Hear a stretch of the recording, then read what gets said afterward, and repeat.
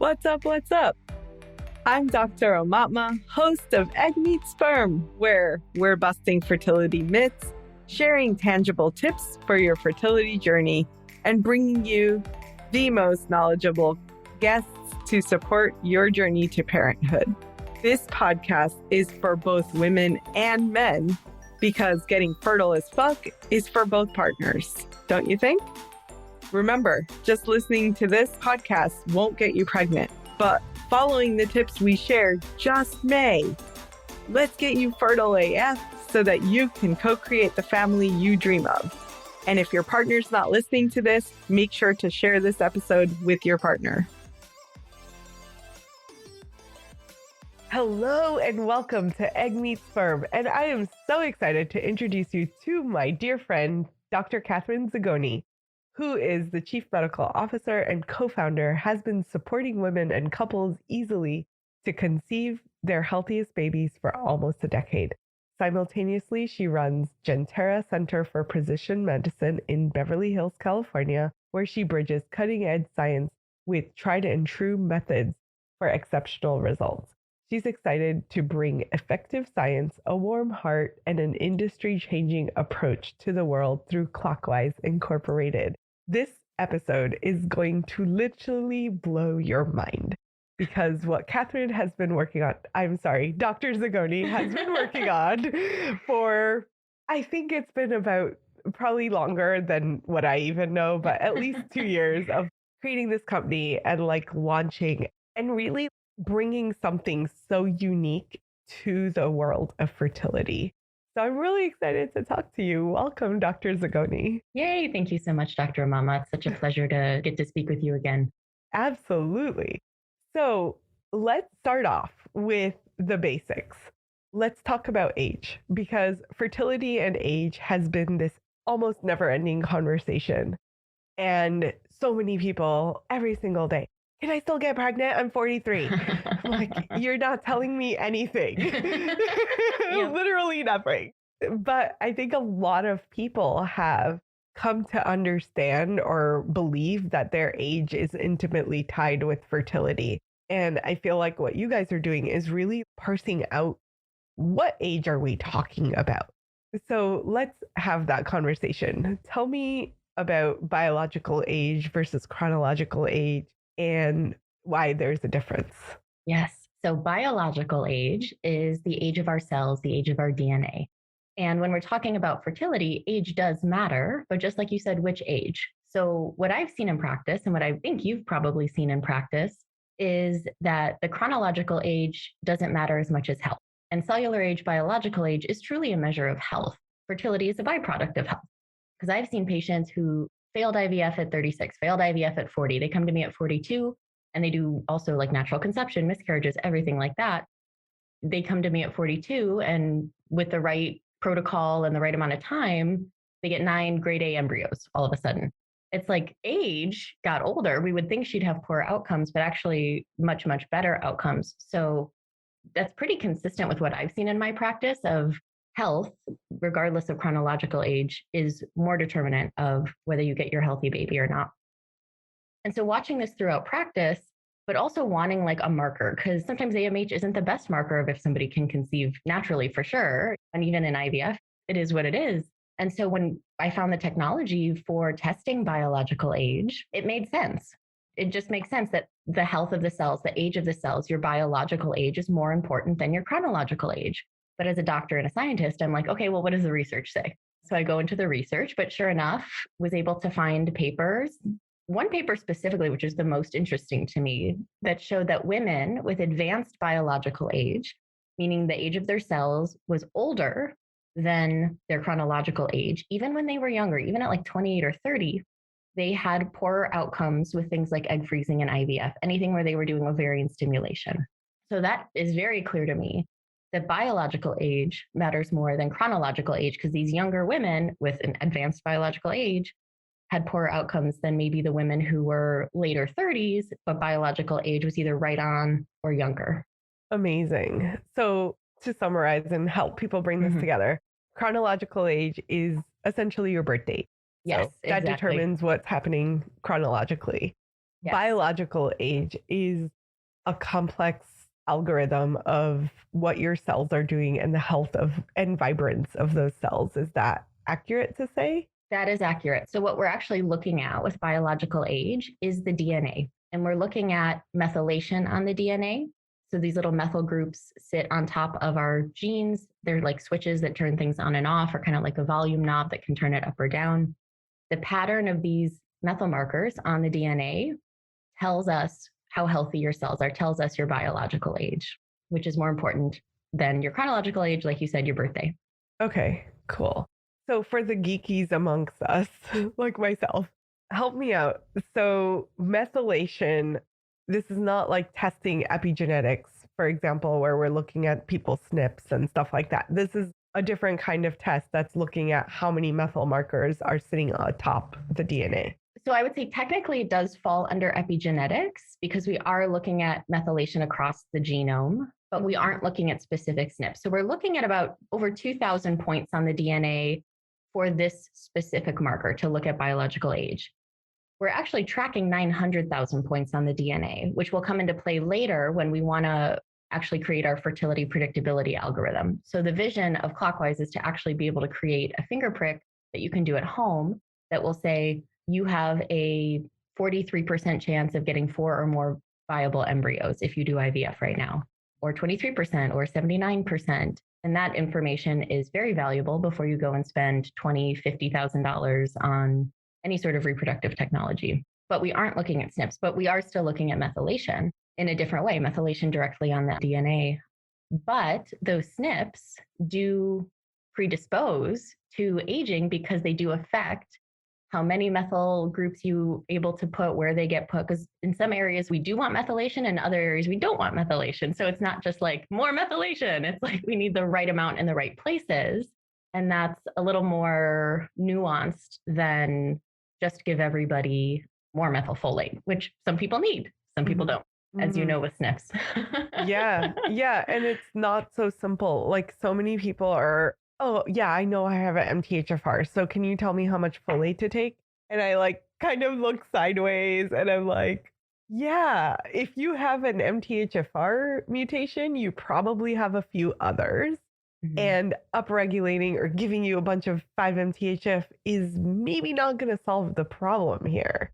So taking away oversimplification of one epigene or one SNP and really expanding this out to your entire genomic blueprint is what I'm hearing. It's fascinating. Definitely. It's so cool. So a lot of people, obviously we can't reverse our chronological age. Yes, we're all getting older, blah, blah, blah. But there is some good news in the sense that we can reverse this biological age. Can you talk a little bit about that? Absolutely. This is like hope for me. This is like my favorite thing in the world to talk about, at least right now. And I'll start with my story because I think a lot of people can probably relate. So again, when I was first researching this marker and this technology, I'm like, I'm going to take the test myself. I'm a naturopathic doctor. I was 33 at the time. I'm like, I'm doing everything right. I'm going to come back at 28. Like I was convinced I was going to come back at 28. That was my number. And I got my results and I came back 4 years older than I was. And so being mid-30s, single in LA, wanting babies, that was like a fertility death sentence right there. So I'm like, okay, I have to fix this. Like I now have to figure out what to do. And so went into the research. There had only been like 3 papers published at the time showing it was even possible to rewind the biological clock. Some of them were with medications. And I'm like, I'm not going to put myself on like growth hormone and metformin right now, just not my thing. But thought through those mechanisms to figure out what I needed to do for myself, put myself on a protocol, and in 8 weeks, retested and managed to rewind my biological clock by 2 full years in 8 weeks. And since then, so on my 35th birthday in March, I retested. I tested a couple weeks before so I could like celebrate on my birthday. And I came back at 31 3/4. So I had gone from 4 years older to almost 4 years younger in about a year and a half, which mid-30s single in LA wanting babies, that's now hope. Yes, absolutely. You know, and I've been able to see that in practice as well. I've been able to see both tracking lifestyle habits of like what couples are doing when they do come back younger. Like I have a couple who I was actually their doula for their birth in July. Love them. Love baby Dominic. And when they had tested with me before they started trying to conceive, they both came back 5 years younger. And she's like a health and wellness influencer. So they're always doing perfect exercise, perfect diet, meditation, all the things. So it's like, we know it works. And then I've also seen those who completely rewound their biological clock, who didn't start with all the perfect habits. But what we do know is that it does take time. And so starting earlier and like the longer you keep your cells younger. So like if I can stay 31 3/4 for another 5 years, I feel very confident that I've got more time on my biological clock to have 2, 3 babies. We'll see how many I decide on, but probably should start with one. But the fact that we can rewind this marker and that we do see it correlate with fertility outcomes is truly hopeful for so many women out there. Yeah, absolutely. I feel like there's so many applications of this because obviously for the young woman who's like, oh, 35's coming up soon. What does it mean? And I don't have a partner yet. Is this going to be a freak out moment? And like, I relate to that because I obviously also went through that same process. And this test didn't exist back when I was 33 and freaking out, single and freaking out. But I feel like all of the things that I did for myself really helped me save or preserve my fertility in my own body so that when I was ready, I could have a child. So there's that aspect, the application of young single women who are like, oh my God, what am I going to do? Should I freeze my eggs now or not? Yeah. But then also for someone who's maybe been through, I met a 32-year-old who has been through 9 IVF cycles and is being told literally by her doctors that she is too old and that is why they're not getting good embryos. And like, I sat there and dissected it all with her and I was like, it's probably the guy. Like, honestly, it's the guy. And she's like, no, they've tested him. And I was like, are you sure? And totally. She like went back and was livid because these doctors are literally like, oh, you're too old. So I think that is a really great application for like failed IVF cycles, right? Why are my cycles failing? Is it something happening internally on a cellular level that I could actually do something about? Yeah, definitely. And to speak to the male factor, so men can take the FertilityWise test as well because cellular health is just as important for them, as are the toxins, which are part of the test as well. But I literally just had a conversation with a woman last night. So funny story, I do like a mind body process with my patients where I have them like visualize how many eggs they think they're going to get before they do an egg freeze. And she said 22. She literally got 22 eggs. Wow. But then the embryos, they had made some embryos, but none of the embryos were good. And the partner didn't work with me. We had like made some recommendations and she was very upset because she's like, it's got to be egg quality, or she thinks that they're going to tell her it's egg quality when she goes in for like quote unquote more information, which what more information are they going to tell her? But I get it. And so I told her, I'm like, just so you know, when they don't actually know what it is, the default is egg quality. It doesn't mean it is, but that's kind of like the catch-all when they like can't figure out what's actually going on is they tell you it's egg quality. And sometimes it is and sometimes it isn't. But for all the women out there who are like worried about egg quality because something didn't work for them, it's literally just the default answer. Right. And I feel strongly like if you've done the work, especially with a guide like Dr. Zagone, like myself, if you've done the work, it's not freaking egg quality. Like, trust me, it's not. Like, I can say, I know what Dr. Zagone's approach is relatively similar in the sense of we're looking at all the science, we're looking at all the data, and we're like being really strategic about improving egg quality. So it's more often than not the other part of the equation. And things fall apart when it's the other part of the equation because most of the conventional world doesn't even acknowledge that there's the other part of the equation. So most guys are walking around like, oh, but my sperm are great.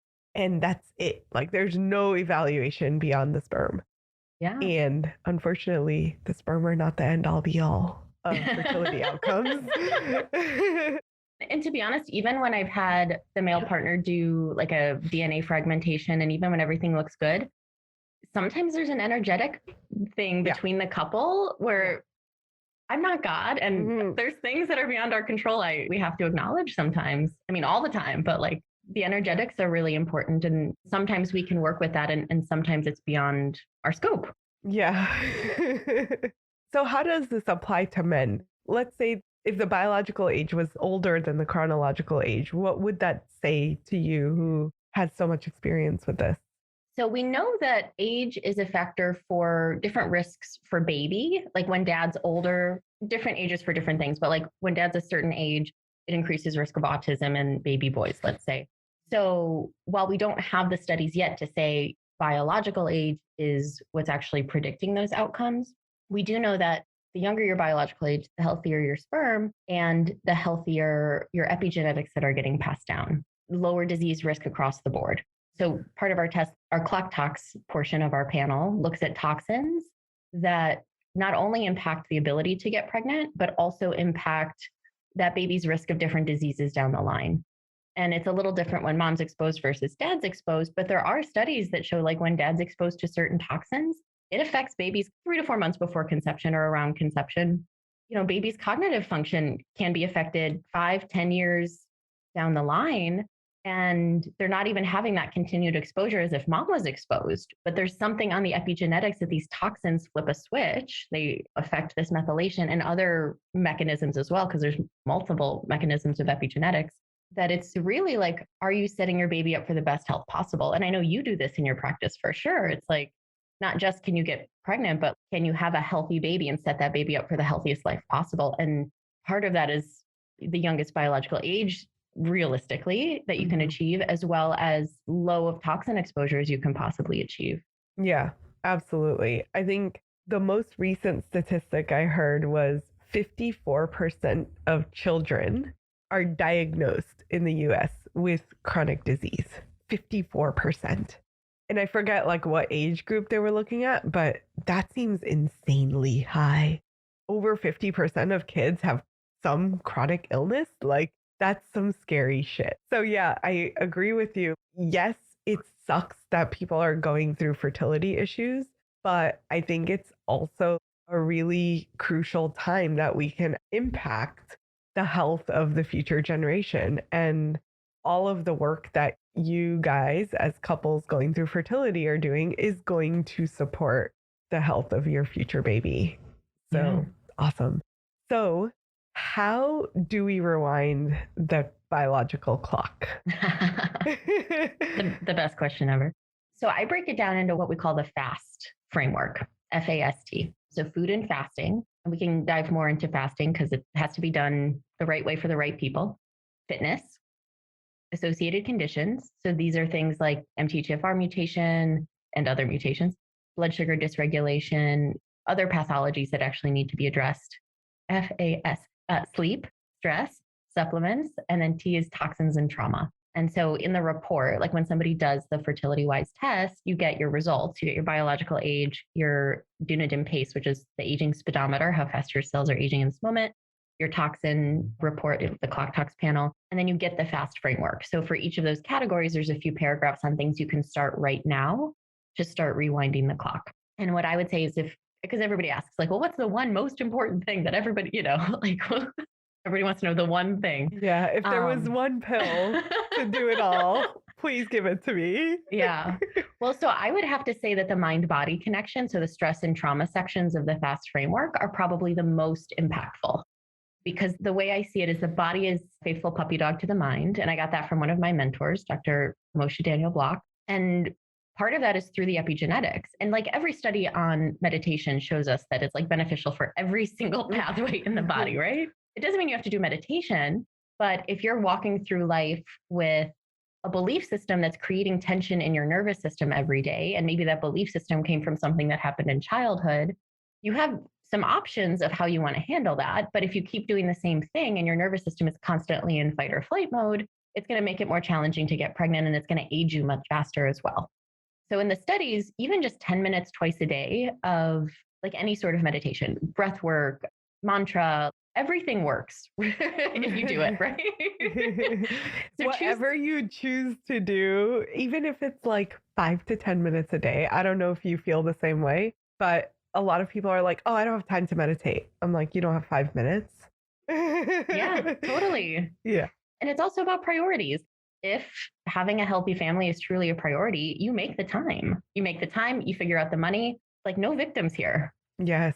Like yes, this is, absolutely. if this is something you're choosing, you're creating this, creating the life, you're creating the baby, you're creating the family, the relationship. You are a creator. Yeah. And oh my gosh, like we can definitely go down that rabbit hole because we've had these conversations before.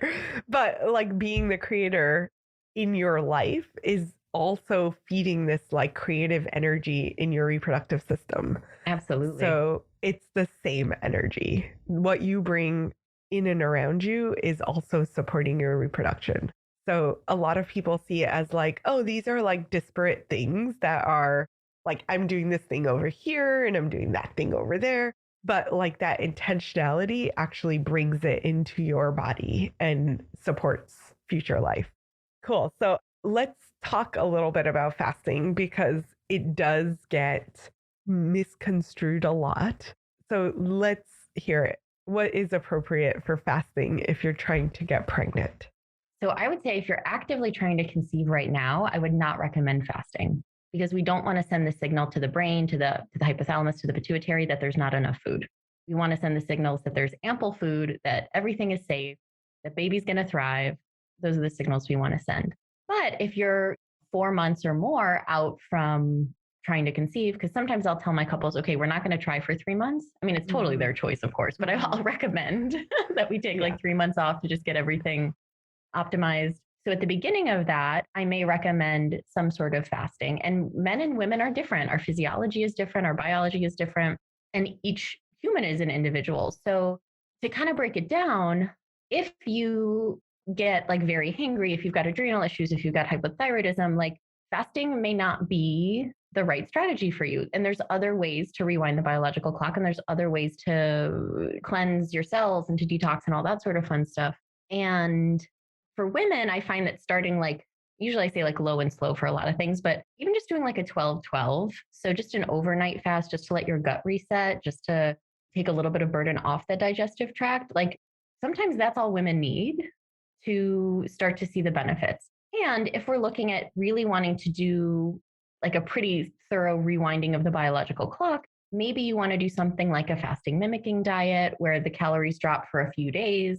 Maybe you want to do some intermittent fasting, but it's really like listen to your body.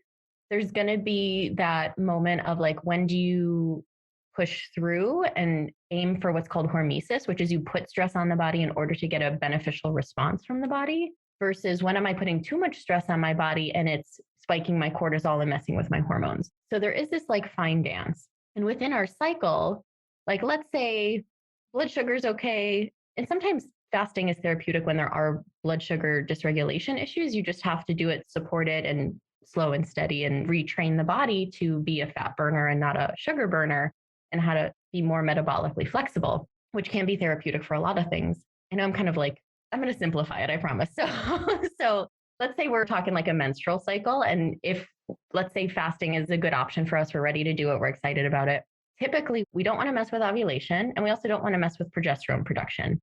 So what that means is usually the first half of the cycle, maybe not day 1 if you're crampy and needing to kind of rest. Maybe day 2, 3 you start. Maybe you're done by day 10 so that we're not pushing into that ovulation window and that you've got good calories coming in so your body knows it's safe to make a baby. Let's get that egg out there. It's also a little bit easier to fast because when your estrogen is higher, it can help suppress appetite a little bit. So like when I've done fasts, if I try and do it in my luteal phase, like especially the week before my period, it's a disaster. It's like miserable. But if I do it like in that like day 2, 3 to 7-ish window, I can do it. I feel good. I don't have many detoxy fasting symptoms. And so that's a good time to do it. Or you could do it right after ovulation, but you don't want to do it the week before your period because we don't want to mess with progesterone, and we need calories and carbohydrates to make good progesterone levels. And again, maybe you can do a little intermittent fasting throughout the cycle, but you don't want to push it too hard at those certain points. Mm-hmm. Is that clear? Or did I just kind of confuse everybody? Nope, absolutely. This is like, I was just thinking like this is super in alignment with what we teach our clients as well, is that you are optimally going to fast if you're going to do it in your follicular phase after you're done menstruating. And don't do it in your luteal phase because the natural rhythms are such that it's pro-life. So even if you're not pregnant, it still is affecting the production of progesterone. You need lots of calories to produce progesterone, and not getting in those calories really hurts if you're trying to like regulate your hormones. So, yeah, absolutely. I think that makes a lot of sense. And for people, I've extended this for people also who want to do intermittent fasting. In your luteal phase, you shorten that window of fast. And then in your follicular phase, you can expand that window a little bit if it's helping you in some other form to regulate your weight or PCOS or whatever it is. Those are good ways to regulate, even if you are choosing to do intermittent fasting. And then for men, do you find that they can pretty much tolerate intermittent fasting all the time? Typically, yes. And most of them can do like a longer fast, 24-hour or like a 3-day water fast. Although I haven't had many do the 3-day water fast. Most people will opt to do the 5-day fasting mimicking diet over the 3-day water fast, which I totally get. I'm like, yeah, it's like 80% of the benefits with only 20% of the suffering. Sign me up. Yeah, I agree. I think water fasting is interesting. I have personally not done one. I prefer juice fasting because at least it's giving your body minerals back while you're fasting. You're still in a fasting state, but you have something. Yeah. Yeah. Cool. So I think these are really great tools. In terms of food, is there a specific type of plan that's supportive of biological age? So in the research, Mediterranean is the best. And I think we see that in the research for a lot of different things. And there can be some modifications. So like I have vegan patients who aren't doing the fish and whatnot. And then I have more paleo patients who maybe have a little more red meat and less grains, but more veggies. And so there is an individualization. But if I had to pick like one thing for biological age, I would say Mediterranean diet. And with the caveat that like in the anti-aging longevity world and biological age world, because these sorts of tests exist for other reasons than fertility as well. But it's kind of funny, like the number one food that has been shown to support rewinding the biological clock is liver. And it's like, I mean, some people eat it, right?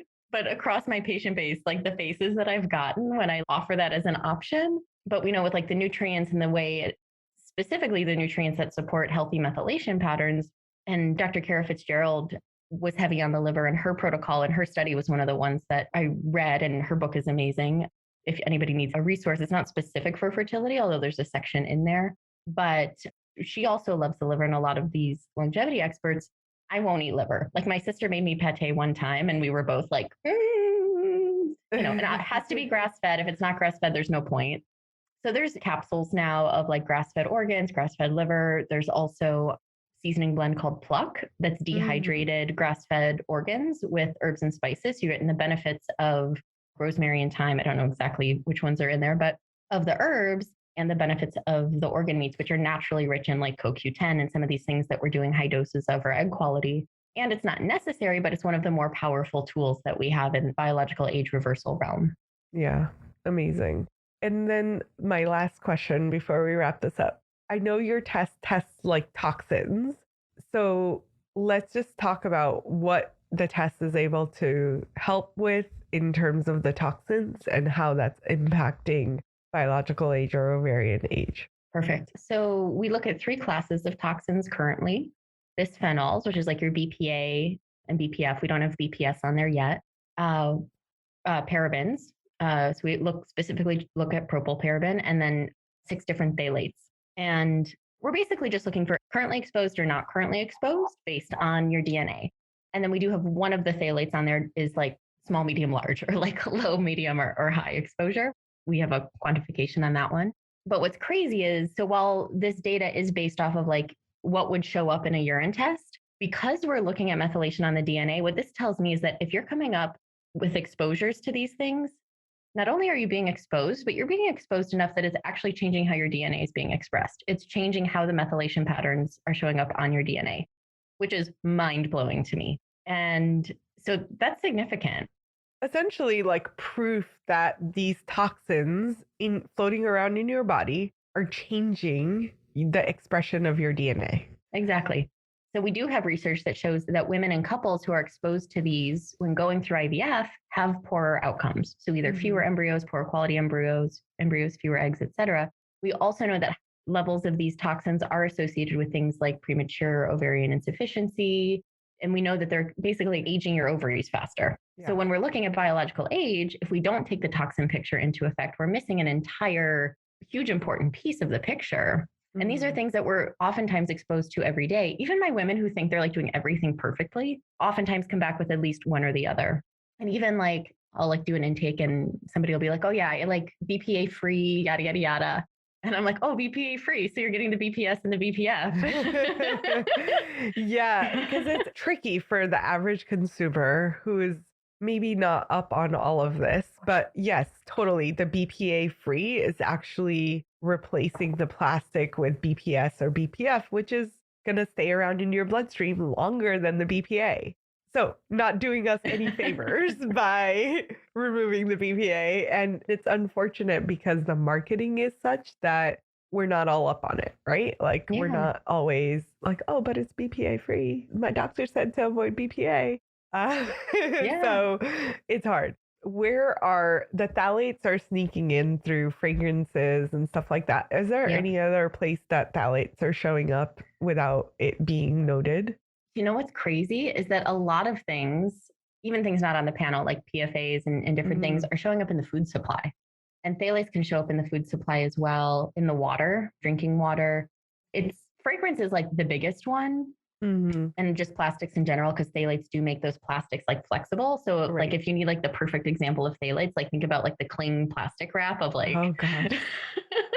Which don't use that. Like they make fun like little like silicone wraps and the bees wrap. And like there's all sorts of like fun stuff these days to use, but it's scary. And again, to speak to like how confusing it can be for consumers, my co-founder, Sarah, we were actually on like a business retreat and she pulls out her natural deodorant. Like it literally says natural on it, but it's Arm & Hammer. So I'm like, let me see this. Let me see this.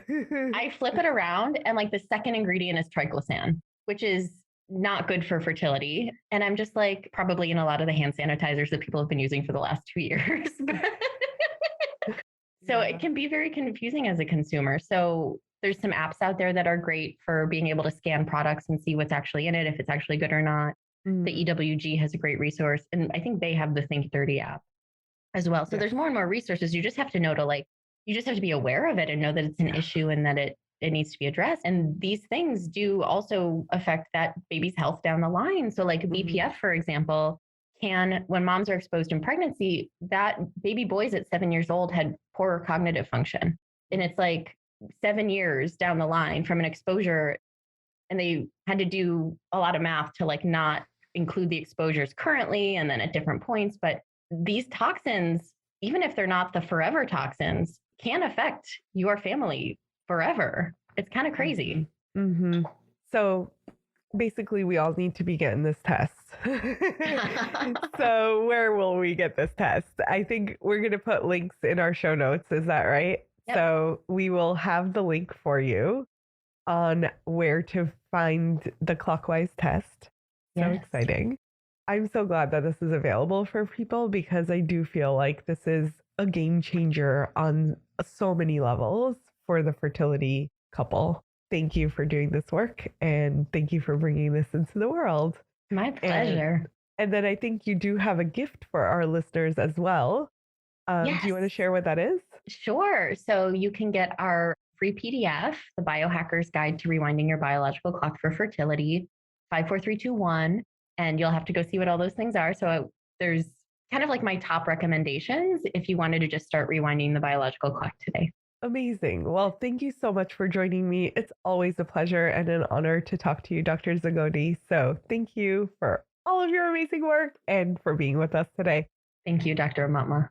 And for those of you listening in, make sure to tune in for the rest of the week so you can get all of Dr. Zagone's amazing tips right here on Egg Meets Sperm. Was that an amazing episode or what? Make sure to check our show notes so that you can link up with our guests. And if you're not a part of our secret Fertile AF community, you can join for free via the link in our show notes. Last but not least, have you showed us some love lately? It would mean the world to us if you could share and review our podcast. Thank you so much. We'll see you next time on Egg Meets Sperm. Peace.